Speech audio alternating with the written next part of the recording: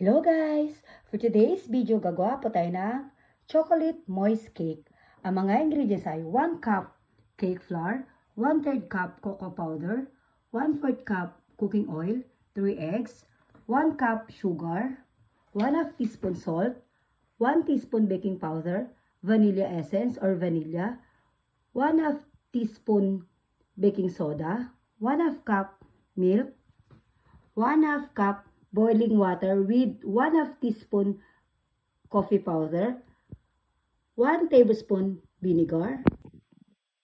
First guys, salain muna natin yung ating mga dry ingredients.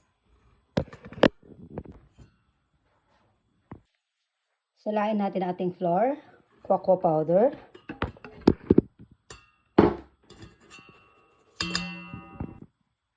baking soda, ang ating asin, at ang ating baking powder.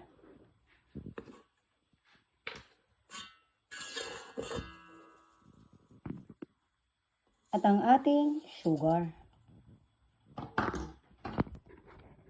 After nating masala ang ating dry ingredients, haluin lang natin ito. Then, ilagay na natin ang ating mga wet ingredients. Unahin natin ang ating eggs. And next natin ang ating milk, ang ating oil, at yung ating vanilla.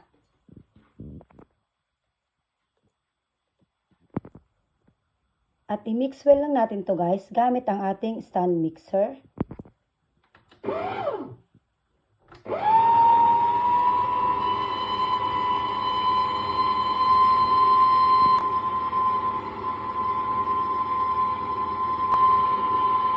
At pag na-mix well na guys, pwede na natin ilagay ang ating coffee.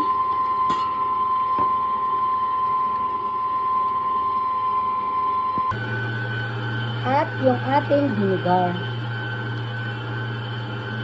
I-mix well lang muli.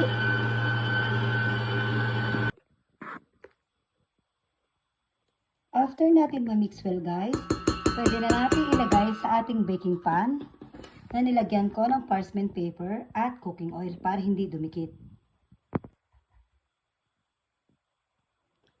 At i-bake natin to guys sa 180 degrees centigrade sa loob ng 40 minutes.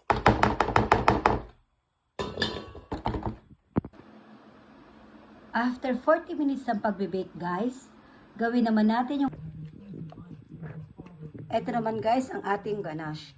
Ang mga ingredients dito guys ay 1 cup ng fresh milk, 1/2 cup ng asukal, 1 tablespoon ng flour, 1/4 cup ng cocoa powder, at 2 tablespoon ng butter. Tunawin lang natin dito guys. At kapag malapot na, pwede na to. Kung may buo-buo kayo napapansin guys, salain lang natin.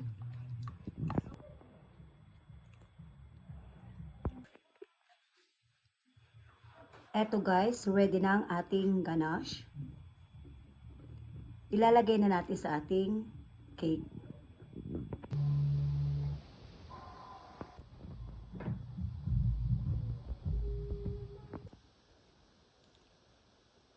Eto na guys, ready na ang ating chocolate moist cake.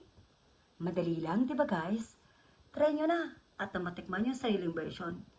Sigurado magugustuhan ng buong pamilya, lalong-lalo na yung mga kids. Thanks for watching guys. Ingat pa kayong lagi.